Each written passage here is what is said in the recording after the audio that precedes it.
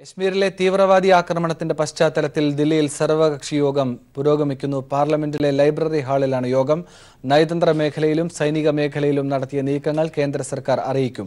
അതേസമയം പാകിസ്ഥാനിലെ Indian high commissioner Ajay ബിസാരിയെ ഇന്ത്യയിൽ തിരികെ എത്തി. ഭീകരാക്രമണത്തിന്റെ പശ്ചാത്തലത്തിൽ അജയ് ബിസാരിയെ ഇന്ത്യ തിരികെ വിളിച്ചിരുന്നു. വിവരങ്ങളുമായി സന്തോഷ് സർലിംഗ് ദില്ലിയിൽ നിന്ന് ചേരുന്നുണ്ട്. സന്തോഷ്, യോഗം തുടരുകയാണോ? എന്തൊക്കെയാണ് വിശദാംശങ്ങൾ?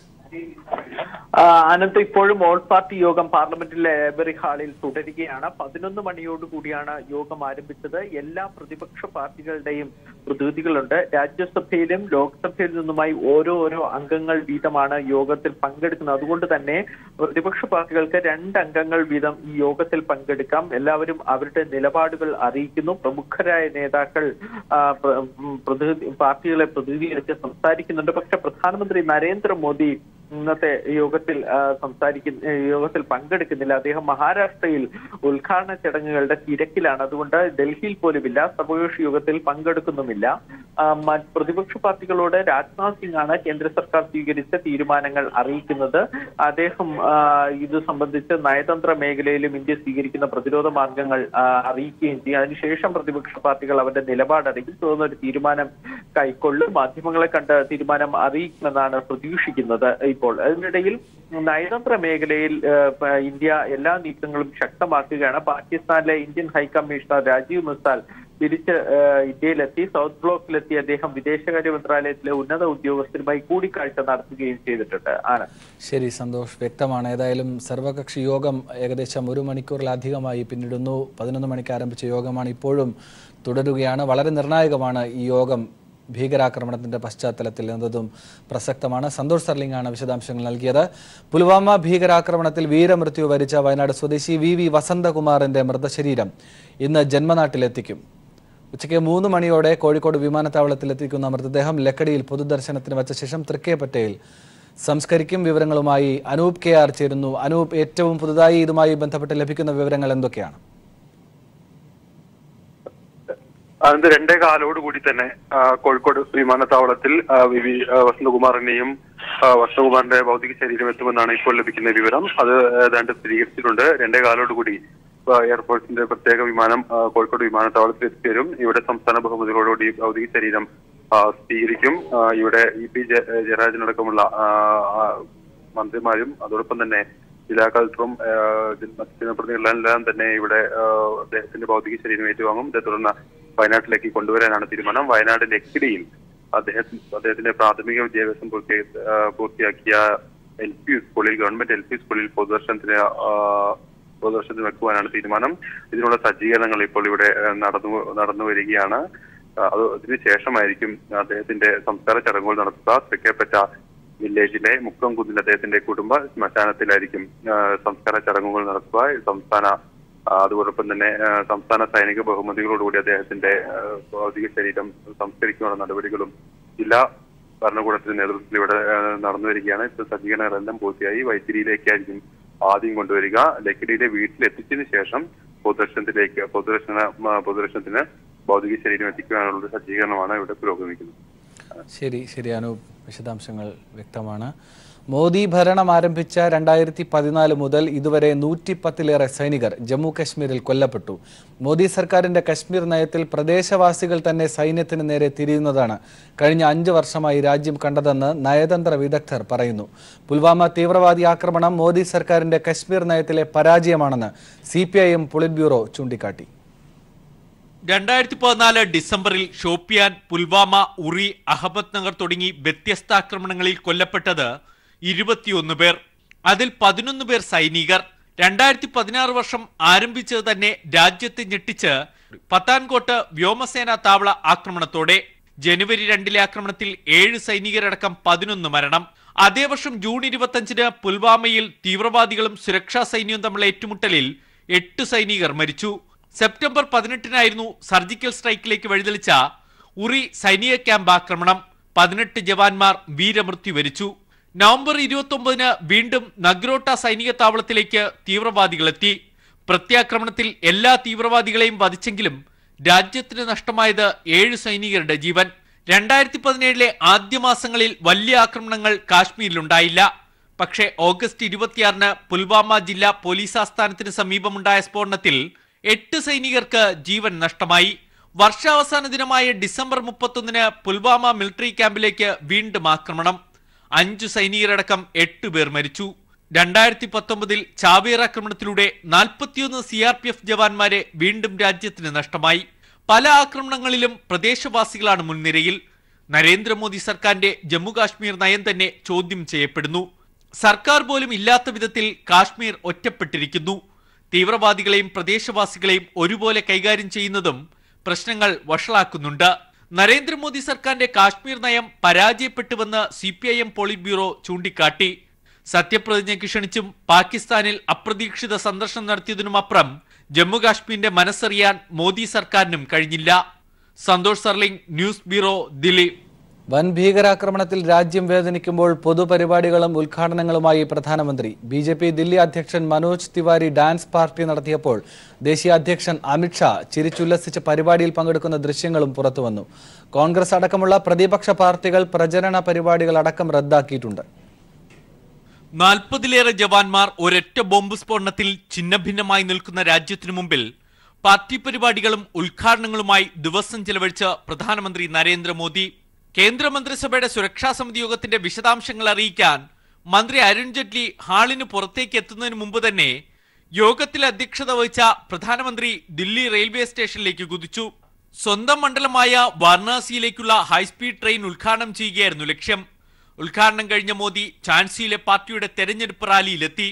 കാശ്മീരിലാകട്ടെ ജവാന്മാരുടെ മൃതദേഹങ്ങൾ ആശുപത്രിയിൽ നിന്നും വിമാനത്താവളത്തിലേക്ക് മാറ്റുകയായിരുന്നു. അപ്പോൾ ജവാന്മാരുടെ കുടുംബത്തിന്റെ നിലവിളികൾ മാധ്യമങ്ങൾ സംപ്രേഷണം ചെയ്യുമ്പോൾ മോദി ഝാൻസിയിലെ റാലിയിൽ രാഷ്ട്രീയ പ്രസംഗം നടത്തുന്നു. അതിനുശേഷം ബീഹാറിലെത്തിയ മോദി നിരവധി പദ്ധതികളുടെ ഉദ്ഘാടനവും നിർവഹിച്ചു. ഇന്നലെ തീവ്രവാദാക്രമണം കഴിഞ്ഞയുടൻ വാർത്താ സമ്മേളനം പോലും കോൺഗ്രസ് നേതാവ് പ്രിയങ്ക ഗാന്ധി റദ്ദ് ചെയ്ത സമയത്ത് കർണാടകയിലെ BJP റാലിയിൽ ചിരിച്ചുല്ലസിച്ച് സംസാരിക്കുകയായിരുന്നു അമിത്ഷാ. ഭീകരാക്രമണത്തെ അപലപിച്ചതിനു ശേഷമായിരുന്നു അമിത്ഷായുടെ ആഹ്ലാദത്തോടെയുള്ള പ്രസംഗം. യോഗി ആദിത്യനാഥും കേരളത്തിലെ പരിപാടികൾ മുടക്കമില്ലാതെ നടത്തി. ദില്ലി BJP സംസ്ഥാന അധ്യക്ഷൻ മനോജ് തിവാരി അർദ്ധരാത്രി ഡാൻസ് പാർട്ടി നടത്തിയായിരുന്നു ഭീകരാക്രമണം അറിഞ്ഞ രാജ്യത്തോട് പ്രതികരിച്ചത്. കേന്ദ്ര റെയിൽവേ മന്ത്രി പീയൂഷ് ഗോയൽ തമിഴ്നാട്ടിലെ AIADMK സഖ്യ ചർച്ചകൾ നടത്തി പാർട്ടിയുടെ ശക്തി വർദ്ധിപ്പിക്കുന്ന തിരക്കിലായിരുന്നു. 40-ലേറെ സൈനികർ കൊല്ലപ്പെട്ടിട്ടും രാജ്യത്ത് ദുഃഖാചരണം പോലും ഉണ്ടായില്ല. News bureau, Delhi. തദ്ദേശ ഉപതെരഞ്ഞെടുപ്പിൽ ലഭിച്ച മികച്ച വിജയം സാഹചര്യങ്ങൾ LDFന് അനുകൂലമാണെന്നതിന് തെളിവാണെന്ന് CPIM സംസ്ഥാന സെക്രട്ടറി കോടിയേരി ബാലകൃഷ്ണൻ പറഞ്ഞു. കേരള കോൺഗ്രസിൽ PJ ജോസഫ് ഉയർത്തുന്ന കലാപം വിജയിക്കാൻ പോകുന്നില്ലെന്നും അദ്ദേഹം പറഞ്ഞു. NSSനോട് LDFന് ശത്രുതാ മനോഭാവം ഇല്ലെന്നും കോടിയേരി തിരുവനന്തപുരത്ത് പ്രതികരിച്ചു.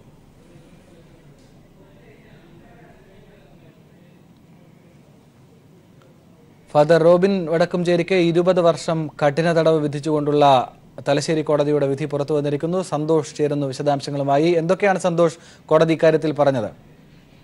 ആനന്ദ്, കൊട്ടിയൂരിൽ പ്രായപൂർത്തിയാകാത്ത പെൺകുട്ടിയെ പീഡിപ്പിച്ച കേസിലാണ് ഫാദർ റോബിൻ വടക്കുംചേരിക്ക് തലശ്ശേരി പോക്സോ കോടതി 20 വർഷം കഠിന തടവിന് ഇപ്പോൾ ശിക്ഷിച്ചിരിക്കുന്നത്. കൂടാതെ 2 ലക്ഷം രൂപ പിഴയടക്കുകയും വേണം. ഇതിൽ പകുതി പണം പെൺകുട്ടിയുടെ കുടുംബത്തിന് നഷ്ടപരിഹാരമായി നൽകണമെന്നും തലശ്ശേരി പോക്സോ കോടതി വിധി പറഞ്ഞിരിക്കുകയാണ്. മാത്രമല്ല, ഈ പെൺകുട്ടിയുടെ രക്ഷിതാക്കന്മാർക്കെതിരെയും കോടതി നടപടി സ്വീകരിച്ചിട്ടുണ്ട്. ഈ കേസിന്റെ വിചാരണ വേളയിൽ കൂറുമാറിയതിനും തെറ്റായ വിവരങ്ങൾ നൽകിയതിനും പെൺകുട്ടിയുടെ രക്ഷിതാക്കന്മാർക്കെതിരെ അന്വേഷണം ആരംഭിക്കണം എന്നുള്ള വിധിയും ഇപ്പോൾ തലശ്ശേരി പോക്സോ കോടതിയിൽ നിന്നും ഉണ്ടായിട്ടുണ്ട്. ഈ ഫാദർ റോബിൻ വടക്കാഞ്ചേരി കൂടാതെ 6 നേരത്തെ ഈ കോടതി വെറുതെ വിട്ടിരിക്കുന്നു. ഫാദർ റോബിൻ വടക്കാഞ്ചേരിക്ക് മാത്രമാണ് ഇപ്പോൾ ശിക്ഷ ലഭിച്ചിരിക്കുന്നത്. ഇതിൽ തന്നെ വിവിധ വകുപ്പുകളിൽ പോക്സോ നിയമത്തിലെ 3, 5 വകുപ്പുകൾ പ്രകാരവും IPCയിലെ 376 ഉപവിഭാഗം 2F പ്രകാരവുമുള്ള ശിക്ഷയാണ് ഇപ്പോൾ ലഭിച്ചിരിക്കുന്നത്. ഈ വകുപ്പുകളിലെല്ലാം തന്നെ 20 വർഷം വീതം തടവുണ്ടെങ്കിലും ശിക്ഷ ഒരുമിച്ച് അനുഭവിച്ചാൽ മതി എന്നാണ് ഇപ്പോൾ കോടതി വ്യക്തമാക്കിയിരിക്കുന്നത്. അതോടൊപ്പം തന്നെ പിഴയടച്ചില്ലെങ്കിൽ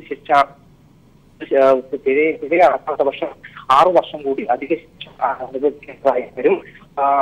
പ്രതികളെല്ലാം തന്നെ നേരത്തെ കോടതി വിധി പറയുമ്പോൾ തന്നെ വെറുതെ വിട്ടിരുന്നു. റോബിൻ വടക്കാഞ്ചേരിക്ക് മാത്രമാണ് ഇപ്പോൾ തലശ്ശേരി പോക്സോ കോടതി ശിക്ഷ വിധിച്ചിരിക്കുന്നത്. കൊട്ടിയൂർ പീഡനക്കേസിൽ ഫാദർ റോബിൻ വടക്കഞ്ചേരിക്ക് 20 വർഷം കഠിന തടവിന് കോടതി ശിക്ഷ വിധിച്ചിരിക്കുന്നു. വിശദാംശങ്ങളാണ് സന്തോഷം നൽകിയത്. മറ്റ് 6 പ്രതികളെയും കോടതി നേരത്തെ വെറുതെ വിട്ടിരുന്നു. ഒരിടവേള. എം സന്തോഷ് തുടരുന്നുണ്ട്. ഇപ്പോൾ തലശ്ശേരി കോടതിയിൽ നിന്നുള്ള വിശദാംശങ്ങളുമായി. ഫാദർ റോബിൻ വടക്കഞ്ചേരിയെ കൊട്ടിയൂർ പീഡനക്കേസിൽ 20 വർഷത്തെ കഠിന തടവിന് കോടതി വിധിച്ചിരിക്കുന്നു. സന്തോഷ്, അതുമാത്രമല്ല ഈ കേസിന്റെ ഗതിയെ പലപ്പോഴും മാറ്റിമറിക്കാൻ ശ്രമിച്ച ഈ കുട്ടിയുടെ മാതാപിതാക്കളെ കൂടി നടപടിക്ക് വിധേയമാക്കാൻ കോടതി തീരുമാനിച്ചിരിക്കുന്നു എന്ന നിർണായക വിവരം ലഭിക്കുന്നുണ്ട്. വിശദാംശങ്ങൾ എന്തൊക്കെയാണ്? ആനന്ദ്, ഈ കേസിന്റെ വിധി പ്രസ്താവത്തിലെ പ്രധാന ഭാഗങ്ങൾ ഇങ്ങനെയാണ്. ഒന്നാം പ്രതിയായിട്ടുള്ള ഫാദർ റോബിൻ വടക്കഞ്ചേരിക്ക് 20 വർഷം കഠിന തടവ് കൂടാതെ 3 ലക്ഷം രൂപയാണ് ഇപ്പോൾ പിഴ വിധിച്ചിരിക്കുന്നത്. കാരണം 3 വകുപ്പുകളിലും ഓരോ ലക്ഷം വീതം പിഴയും 20 വർഷം വീതം തടവുമാണ് വിധിച്ചിരിക്കുന്നത്. എന്നാൽ ഈ ശിക്ഷ ജയിൽ ശിക്ഷ ഒരുമിച്ച് അനുഭവിച്ചാൽ മതി. അങ്ങനെ 20 വർഷത്തെ കഠിന തടവും 3 ലക്ഷം രൂപ പിഴയുമാണ് വിധിച്ചിരിക്കുന്നത്. ഈ പിഴ അടച്ചില്ലെങ്കിൽ 3 വർഷം കൂടി അധിക തടവ് അനുഭവിക്കേണ്ടി വരും. ഈ പിഴയുടെ പകുതി തുക കുടുംബത്തിന് നഷ്ടപരിഹാരമായി ലഭിക്കണമെന്നും കോടതി വിധിച്ചിട്ടുണ്ട്. മറ്റൊരു സുപ്രധാന കാര്യം വിധിയിലുള്ളത് പെൺകുട്ടിയുടെ രക്ഷിതാക്കന്മാർക്കെതിരെ കോടതി നടപടി സ്വീകരിച്ചു എന്നുള്ളതാണ്. പെൺകുട്ടിയുടെ ഈ കേസിന്റെ വിചാരണ വേളയിൽ കൂറുമാറുകയും തെറ്റായ വിവരങ്ങൾ നൽകുകയും ചെയ്തതിന്റെ അടിസ്ഥാനത്തിലാണ് പെൺകുട്ടിയുടെ മാതാപിതാക്കൾക്കെതിരെ കോടതി ഇപ്പോൾ നടപടി സ്വീകരിച്ചിരിക്കുന്നത്. പെൺകുട്ടിയുടെ രക്ഷിതാക്കൾ കോടതിയിലെത്തി ഈ കാര്യത്തിൽ വിശദീകരണം നൽകണം. വിശദീകരണം കോടതിക്ക് തൃപ്തികരമല്ലെങ്കിൽ ഇവർക്കെതിരെ കൂറുമാറിയതിന് കേസ് രജിസ്റ്റർ ചെയ്യേണ്ടി വരുമെന്നും ഈ വിധിയിൽ ചൂണ്ടിക്കാട്ടുന്നുണ്ട്. ഏതായാലും ഫാദർ റോബിൻ വടക്കഞ്ചേരി ഒഴികെയുള്ള മറ്റ് 6 പ്രതികളെ കോടതി വെറുതെ വിട്ടിട്ടുണ്ട്. ഒന്നാം പ്രതി റോബിൻ വടക്കഞ്ചേരിക്ക് മാത്രമാണ് ഇപ്പോൾ ശിക്ഷ ലഭിച്ചിരിക്കുന്നത്. പോക്സോ നിയമത്തിലെ 3, 5 വകുപ്പുകൾ പ്രകാരവും IPC 376F വകുപ്പ് പ്രകാരവുമാണ് ഇപ്പോൾ ഫാദർ റോബിൻ വടക്കഞ്ചേരിക്കെതിരെ ശിക്ഷ ലഭിച്ചിരിക്കുന്നത്. ഈ കോടതി ഏറ്റവും പ്രധാനപ്പെട്ട കാര്യം, ഈ വിവാദമായ വളരെ കേരളം ചർച്ച ചെയ്യപ്പെട്ട കൊട്ടിയൂർ പീഡന കേസിലെ പെൺകുട്ടിയുടെയും രക്ഷിതാക്കളുടെയും കൂറുമാറ്റം ചർച്ച ചെയ്യപ്പെട്ടിരുന്നു. പെൺകുട്ടിയും മാതാപിതാക്കളും കോടതിയിൽ വ്യക്തമാക്കി ഉഭയകക്ഷി സമ്മതപ്രകാരമായിരുന്നു ഈ ബന്ധം. അതുകൊണ്ട് തന്നെ ഇതിൽ ഈ കേസ് നിലനിൽക്കില്ല. മറ്റൊന്ന്, പെൺകുട്ടിക്ക് പ്രായപൂർത്തിയായിരുന്നു എന്ന് തെളിയിക്കാനാണ് ശ്രമിച്ചത്. ഏതായാലും ഇതിൽ 3 പേർക്കെതിരെ, അതായത് പെൺകുട്ടിയുടെ പിതാവ്, മാതാവ് 3 പേരും ഈ വിചാരണ ഘട്ടത്തിൽ കൂറുമാറിയിട്ടുണ്ട്. എന്നാൽ പെൺകുട്ടിക്കെതിരെ നടപടി സ്വീകരിക്കാതിരിക്കാൻ കോടതി പറഞ്ഞ കാരണം, പെൺകുട്ടി ഇപ്പോൾ തന്നെ മാനസികമായി ഏറെ ബുദ്ധിമുട്ടുകൾ അനുഭവിച്ചിട്ടുണ്ട്. അതുകൊണ്ട് തന്നെ പെൺകുട്ടിക്കെതിരെ നടപടി സ്വീകരിക്കുന്നില്ല. പെൺകുട്ടിയുടെ പിതാവിനും മാതാവിനും എതിരെ നടപടി സ്വീകരിക്കേണ്ടതായി കോടതിക്ക് വന്നിരിക്കുന്നു. അവർ എന്തുകൊണ്ടാണ് ഈ കൂറുമാറിയത് എന്നുള്ളതും തെറ്റായ വിവരങ്ങൾ നൽകിയതും എന്നുള്ള കാര്യത്തിൽ വിശദീകരണം നൽകിയില്ലെങ്കിൽ അന്വേഷണം ഉൾപ്പെടെയുള്ള കാര്യങ്ങളിലേക്ക് നീങ്ങും എന്നാണ് കോടതി ഇപ്പോൾ വിധി പ്രസ്താവത്തിൽ വ്യക്തമാക്കിയിരിക്കുന്നത്. സന്തോഷ് സൂചിപ്പിച്ചതുപോലെ ഏറെ പരിശോധിക്കപ്പെട്ടതും ചർച്ച ചെയ്യപ്പെട്ടതുമായ ഒരു കേസാണ് ഈ കൊട്ടിയൂർ പീഡന കേസ്. ഇതുമായി ബന്ധപ്പെട്ട് നിർണായകമായ ഒരു ഘട്ടത്തിലാണെങ്കിലും വിചിത്രമായ ചില വാദങ്ങൾ ഫാദർ റോബിൻ വടക്കഞ്ചേരി കോടതിയിൽ ഉന്നയിക്കാൻ തയ്യാറായി. പെൺകുട്ടിയെയും രക്ഷിതാക്കളെയും അടക്കം സംരക്ഷിച്ചുകൊള്ളാം, അതുകൊണ്ട് ശിക്ഷയുടെ കാഠിന്യം കുറയ്ക്കണം എന്ന നിലയിലൊക്കെ വാദം കോടതിയിൽ ഉന്നയിച്ചു. ഇതിനെയൊക്കെ എല്ലാ അർത്ഥത്തിലും കോടതി തള്ളിക്കളയുകയായിരുന്നു. തീർച്ചയായും പോക്സോ കോടതി ജഡ്ജി PS വിനോദ് ഈ വിധി പ്രസ്താവം വായിക്കുന്നതിന് മുന്നോടിയായി ഫാദർ റോബിനെ കുറ്റക്കാരനെന്ന് കണ്ടെത്തിയതിന് പിന്നാലെ എന്തെങ്കിലും ശിക്ഷാവിധിയുമായി ബന്ധപ്പെട്ട് എന്തെങ്കിലും കാര്യങ്ങൾ കോടതിയിൽ ബോധിപ്പിക്കാനുണ്ടോ എന്നുള്ള കാര്യം ആരാഞ്ഞിരുന്നു. ഇതിന് മറുപടിയായി ഫാദർ റോബിൻ വടക്കഞ്ചേരി പറഞ്ഞത്, പെൺകുട്ടിയെയും രക്ഷിതാക്കളെയും ഞാൻ സംരക്ഷിച്ചുകൊള്ളാം, അതുകൊണ്ട് ശിക്ഷയുടെ കാഠിന്യം കുറക്കുകയും കുറഞ്ഞ ശിക്ഷ നൽകണം എന്നാണ് കോടതിയോട് അഭ്യർത്ഥിച്ചത്. എന്നാൽ ഈ കേസിന്റെ എല്ലാ ഗൗരവവും പരിഗണിച്ചുകൊണ്ട് തന്നെ പ്രായപൂർത്തിയാകാത്ത പെൺകുട്ടിയെ ഒരു പിതാവിന്റെ സ്ഥാനത്തുള്ള ഉത്തരവാദിത്തപ്പെട്ട സ്ഥാനത്തിരിക്കുന്ന ഒരു വ്യക്തി ഇത്തരത്തിൽ പീഡിപ്പിച്ച് ഗർഭിണിയാക്കിയത് ഏറ്റവും ഗൗരവകരമായിട്ടുള്ള കുറ്റമാണ് എന്നാണ് കോടതി കണ്ടെത്തിയിട്ടുള്ളത്. അതുകൊണ്ട് തന്നെ ഈ വകുപ്പുകൾ പ്രകാരം ഫാദർ റോബിൻ വടക്കഞ്ചേരിക്ക് ലഭിക്കാവുന്ന പരമാവധി ശിക്ഷ തന്നെയാണ് ഇപ്പോൾ കോടതി നൽകിയിരിക്കുന്നത്. അതുപോലെ സന്തോഷ്, ഈ മാതാപിതാക്കൾ, രക്ഷിതാക്കൾ ഈ കേസിന്റെ ഗതിയെ തന്നെ പല ഘട്ടത്തിലും അട്ടിമറിക്കാനും വഴിമാറ്റിവിടാനും ശ്രമിച്ചതായി കോടതി സ്ഥിരീകരിച്ചിട്ടുണ്ട്. അതിന്റെ ഭാഗമായിട്ടാണ് ഇപ്പോൾ 3 ലക്ഷം രൂപ അല്ലേ അവർ അടയ്ക്കാൻ കോടതി പറയുന്നത്. എത്രയാണ് കൃത്യമായ തുക? അത് അടച്ചില്ലെങ്കിൽ അവർ ഏത് തരത്തിലുള്ള നിയമ നടപടികൾക്ക് വിധേയമാകും എന്ന് കോടതി വ്യക്തമാക്കിയിട്ടുണ്ടോ? ആനന്ദ്, അങ്ങനെയല്ല. പെൺകുട്ടിയുടെ രക്ഷിതാക്കൾക്ക് എതിരെയല്ല പിഴ കൊടുക്കാനുള്ള വിധി ഉണ്ടായിട്ടുള്ളത്. ഫാദർ റോബിൻ വടക്കഞ്ചേരി 3 വകുപ്പുകളിലും ഓരോ ലക്ഷം വീതം 3 ലക്ഷം രൂപ പിഴയടക്കാനാണ് വിധിച്ചിട്ടുള്ളത്. 20 വർഷത്തെ കഠിന തടവ് കൂടാതെ 3 ലക്ഷം രൂപ പിഴ. ഈ 3 ലക്ഷം രൂപ പിഴ അടക്കാൻ കഴിയുന്നില്ലെങ്കിൽ 3 വർഷം കൂടി അധിക തടവ് അനുഭവിക്കേണ്ടി വരും എന്നാണ് കോടതി പറഞ്ഞത്. പെൺകുട്ടിയുടെ മാതാപിതാക്കൾക്കെതിരെ സ്വീകരിച്ച നടപടി ഇതാണ്. അതായത് വിചാരണ വേളയിൽ കൂറുമാറിയതിനും തെറ്റായ വിവരങ്ങൾ നൽകിയതിനും കാരണം ബോധിപ്പിക്കണം. അത്തരത്തിൽ ഈ കോടതിക്ക് ബോധ്യപ്പെടാത്ത വിധത്തിൽ കാരണത്തിൽ കോടതി തൃപ്തികരമായിട്ടുള്ള വിശദീകരണമല്ല നൽകുന്നതെങ്കിൽ അവർക്കെതിരെ നിയമ നടപടികൾ ഉണ്ടാകും എന്നാണ് കോടതി ചൂണ്ടിക്കാട്ടിയത്. ഇതിൽ നിന്നും കൂറുമാറിയവരിൽ പെൺകുട്ടിയും ഉൾപ്പെടുന്നുണ്ട്. എന്നാൽ ഒന്നാമത്തെ സാക്ഷി, ഈ കേസിൽ 1-ാം സാക്ഷി പെൺകുട്ടിയും 2-ാം സാക്ഷി പെൺകുട്ടിയുടെ മാതാവും 3-ാം സാക്ഷി പെൺകുട്ടിയുടെ പിതാവുമായിരുന്നു. ഇതിൽ 1-ാം സാക്ഷിയായ പെൺകുട്ടിക്കെതിരെ ഇപ്പോൾ നടപടി എടുക്കാതിരിക്കാനുള്ള കാരണമായി കോടതി ചൂണ്ടിക്കാട്ടിയത് ഇപ്പോൾ തന്നെ ഈ സമയത്തിനുള്ളിൽ തന്നെ ഈ ചെറിയ പെൺകുട്ടി, പ്രായപൂർത്തിയാകാത്ത പെൺകുട്ടി വലിയ മാനസികവും ശാരീരികവുമായിട്ടുള്ള പീഡനങ്ങൾ ഏറ്റുവാങ്ങേണ്ടി വന്നിട്ടുണ്ട്. അതുകൊണ്ട് ആ കാര്യം പരിഗണിച്ചുകൊണ്ട് നടപടിയിലേക്ക് കോടതി കടക്കുന്നില്ല. എന്നാൽ കുട്ടിയുടെ രക്ഷിതാക്കന്മാർ 2-3 സാക്ഷികളായിട്ടുള്ള മാതാവും പിതാവും ഇക്കാര്യത്തിൽ വിചാരണ ഘട്ടത്തിൽ കൂറുമാറിയതിന് വിശദീകരണം നൽകണം. ആ വിശദീകരണം തൃപ്തികരമല്ലെങ്കിൽ അവർക്കെതിരെ അന്വേഷണം നടത്തി നിയമ നടപടികളിലേക്ക് നീങ്ങേണ്ടി വരും എന്നാണ് കോടതി വ്യക്തമാക്കിയിട്ടുള്ളത്. ഈ കേസിന്റെ വിചാരണ ഘട്ടത്തിൽ ആരംഭിച്ച ആദ്യ ദിവസം തന്നെ, സാക്ഷികളെ വിസ്തരിക്കാൻ ആരംഭിച്ച ആദ്യ ദിവസം തന്നെ പെൺകുട്ടിയും തൊട്ടടുത്ത ദിവസങ്ങളിലായി 2-3 സാക്ഷികളായ പെൺകുട്ടിയുടെ മാതാവും പിതാവും കൂറുമാറുകയായിരുന്നു. ഇവർ കോടതിയിൽ നേരത്തെ പോലീസിന് നൽകിയ മൊഴിയിൽ നിന്നും വ്യത്യസ്തമായിക്കൊണ്ടുള്ള മൊഴിയാണ് കോടതിയിൽ നൽകിയത്. കോടതിയിൽ ഈ പോലീസിന് നൽകിയ മൊഴി പ്രകാരം ഫാദർ റോബിൻ വടക്കഞ്ചേരി പീഡിപ്പിച്ചു എന്നുള്ളതായിരുന്നു മൊഴി. എന്നാൽ കോടതിയിലെത്തിയപ്പോൾ വിചാരണ ഘട്ടത്തിൽ ഈ പെൺകുട്ടിയും രക്ഷിതാക്കളും പറഞ്ഞത് ഫാദർ റോബിൻ വടക്കഞ്ചേരി നിർബന്ധിച്ച് പീഡനം നടത്തിയതല്ല, ഉഭയകക്ഷി സമ്മതപ്രകാരം, തന്റെ സമ്മതപ്രകാരമാണ് ലൈംഗിക ബന്ധത്തിൽ ഏർപ്പെട്ടത് എന്ന് പെൺകുട്ടി വ്യക്തമാക്കുകയുണ്ടായി. പെൺകുട്ടിയുടെ രക്ഷിതാക്കളും 2-3 സാക്ഷികളായിട്ടുള്ള രക്ഷിതാക്കളും ഈ കാര്യമാണ് കോടതിയിൽ വിചാരണ ഘട്ടത്തിൽ പറഞ്ഞത്. മറ്റൊരു കാര്യം, പെൺകുട്ടിക്ക് പ്രായപൂർത്തിയായിട്ടില്ല എന്നുള്ള പ്രോസിക്യൂഷന്റെ വാദം തെറ്റാണ് എന്ന് ഈ കൂറുമാറിയ പെൺകുട്ടിയും രക്ഷിതാക്കളും കോടതിയിൽ വ്യക്തമാക്കുകയുണ്ടായിരുന്നു. പെൺകുട്ടിയുടെ ചില രേഖകൾ, പള്ളിയിൽ നിന്നുള്ള ചില രേഖകളെല്ലാം തന്നെ ഹാജരാക്കിക്കൊണ്ടാണ് പെൺകുട്ടിക്ക് പ്രായപൂർത്തിയായവർ തമ്മിലുള്ള ഉഭയകക്ഷി സമ്മതപ്രകാരമുള്ള ലൈംഗിക ബന്ധം കുറ്റകരമല്ല എന്നുള്ള രീതിയിലേക്കുള്ള ഒരു വാദം ഇവർ നടത്തിയത്. തീർച്ചയായും ഈ കോടതിയുടെ വിചാരണ പരിശോധിച്ചു കഴിഞ്ഞാൽ ഈ ഒരു വാദത്തിലേക്ക് ഈ പ്രതിഭാഗവും അനുകൂലമായിക്കൊണ്ട് പെൺകുട്ടിയുടെ രക്ഷിതാക്കളും നൽകി ഈ മൊഴി കേസിൽ ഏറെ നിർണായകമായിട്ടുണ്ട്. കാരണം മറ്റൊരു രീതിയിൽ ഈ പെൺകുട്ടിയും രക്ഷിതാക്കളും ലൈംഗിക ബന്ധത്തിൽ ഏർപ്പെട്ടു, ഫാദറുമായി പെൺകുട്ടി ലൈംഗിക ബന്ധത്തിൽ ഏർപ്പെട്ടു, പെൺകുട്ടി പ്രസവിച്ചു എന്നുള്ള കാര്യം കോടതിയിൽ സമ്മതിച്ചിരുന്നു. ആ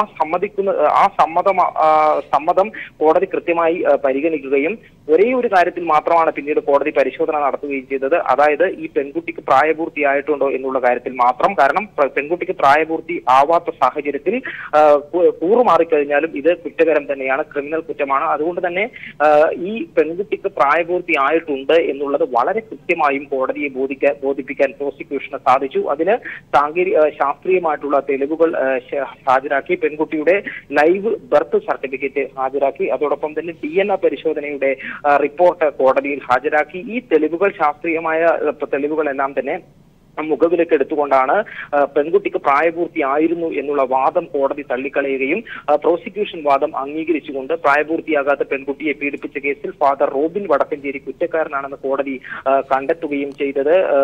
മറ്റൊരു പ്രധാനപ്പെട്ട കാര്യം, ഈ കേസിന്റെ ആദ്യഘട്ടം മുതൽക്ക് തന്നെ പരിശോധിച്ചു കഴിഞ്ഞാൽ ഈ കേസിൽ ഈ ആദ്യം ഏതാണ്ട് 1 വർഷത്തോളം 2016 ഈ പെൺകുട്ടിയെ കമ്പ്യൂട്ടർ പഠിക്കാൻ എന്ന് പറഞ്ഞ പെൺകുട്ടിയെ ഫാദർ റോബിൻ വടക്കഞ്ചേരി പീഡിപ്പിക്കുന്നത്. എന്നാൽ പിന്നീട് 1 വർഷം കഴിഞ്ഞ് പെൺകുട്ടി പ്രസവിച്ചതോടുകൂടിയാണ് ഈ സംഭവം പുറം ലോകം അറിഞ്ഞത്. ഇത് മൂടിവെക്കാൻ ഈ ഫാദർ വടക്കഞ്ചേരിയും അതോടൊപ്പം തന്നെ അദ്ദേഹത്തിന്റെ സഹായികളായി പ്രവർത്തിച്ച നിരവധി പേരും പെൺകുട്ടിയുടെ കുടുംബാംഗവും തന്നെയും ശ്രമിച്ചിരുന്നു. ഈ കേസിൽ ആദ്യം പെൺകുട്ടി നൽകിയ പോലീസിന് നൽകിയ മൊഴി സ്വന്തം പിതാവ് തന്നെ ഗർഭിണിയാക്കി എന്നുള്ളതായിരുന്നു. ആ ഘട്ടത്തിൽ പിതാവിനെ അറസ്റ്റ് ചെയ്യേണ്ടുന്ന ഒരു സാഹചര്യത്തിലേക്ക് പോലീസ് എത്തുകയും പിന്നീട് നടത്തിയിട്ടുള്ള വിശദമായ അന്വേഷണത്തിലാണ് ഫാദർ റോബിൻ വടക്കഞ്ചേരിയാണ് പീഡനം നടത്തിയത് എന്നുള്ള കാര്യം വ്യക്തമായി. ഈ കേസ് എടുത്തതിന് പിന്നാലെ തന്നെ തൊട്ടടുത്ത ദിവസം തന്നെ ഫാദർ റോബിൻ വടക്കഞ്ചേരി കാനഡയിലേക്ക് കടക്കാനുള്ള ശ്രമം നടത്തിയിരുന്നു. വിമാനത്താവളത്തിലേക്കുള്ള യാത്രാ മധ്യയാണ് വളരെ ആസൂത്രിതമായി പോലീസ് വിമാനത്താവളത്തിന് സമീപം വെച്ച് തന്നെ ഫാദർ റോബിൻ വടക്കഞ്ചേരിയെ അറസ്റ്റ് ചെയ്തത്. അന്ന് ഈ കേസ് അന്വേഷണത്തിന്റെ ചുമതലയുണ്ടായിരുന്ന CI സുനിൽകുമാറിന്റെ വളരെ ആസൂത്രിതമായിട്ടുള്ള ഒരു നീക്കത്തിലാണ് ഈ ഫാദർ റോബിൻ വടക്കഞ്ചേരി അറസ്റ്റിലാവുന്നത്. എന്തായാലും ഇപ്പോൾ അതിനുശേഷവും പോലീസിന് കൃത്യമായ തെളിവുകൾ കോടതിക്ക് മുന്നിൽ ഹാജരാക്കാൻ കഴിഞ്ഞു എന്നുള്ളത് തന്നെയാണ്. പ്രമാദമായ ഈ കേസിൽ ഇപ്പോൾ വിധി വരുമ്പോൾ പ്രോസിക്യൂഷന്റെയും പോലീസിന്റെയും ഭാഗത്തു നിന്നുണ്ടായ നടപടികളെ അഭിനന്ദിക്കേണ്ടതായി വരും. കാരണം ഈ കേസിന്റെ ഒരു ഘട്ടത്തിൽ പോലും എല്ലാ സാക്ഷികളും കൂറുമാറിയിട്ടും കേസ് കോടതിയിൽ തെളിയിക്കാൻ കഴിഞ്ഞു എന്നുള്ളതാണ് പ്രോസിക്യൂഷന്റെ വിജയം. ആനന്ദ്.